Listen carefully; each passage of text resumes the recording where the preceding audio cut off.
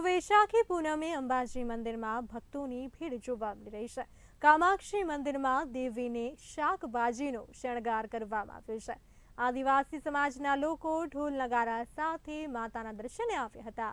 દર પૂનમે કામાક્ષી મંદિરમાં શાકભાજીનો શણગાર કરવામાં આવે છે।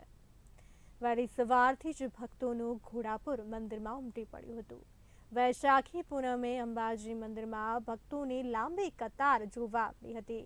કામાક્ષી મંદિરમાં દેવીને શાકભાજીનો શણગાર કરવામાં આવ્યો છે। આદિવાસી સમાજના લોકો ઢોલ નગારા સાથે માતાના દર્શને આવી ધન્યતા અનુભવી હતી। દર પૂનમે કામાક્ષી મંદિરમાં શાકભાજીનો શણગાર કરવામાં આવે છે। આજે વૈશાખ સુદ પૂર્ણિમના દિવસે જગતગુરુ શંકરાચાર્યજી શ્રી કાંચી કામકોટી પીઠમના જે હતા એમને મા કામાક્ષી દેવીની સ્થાપના કરી છે। એટલે આજે માતાજીનું પાટોત્સવ ગણાય છે અને પાટોત્સવના દિવસે ખાસ માતાજીને શાકભાજીનું શણગાર કરીએ, જેને શાકંભરી કહેવાય।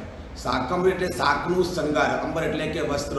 શાકંભરી વસ્ત્રનું અર્પણ કરવાથી માતાજીની અસીમ કૃપા થાય અને આપણે મનોવાંછિત ફળ પ્રાપ્ત થાય। એટલે વિશેષ કરીને વૈશાખ સુદ પૂનમના દિવસે શાકંભરીનો શણગાર કરીએ છીએ।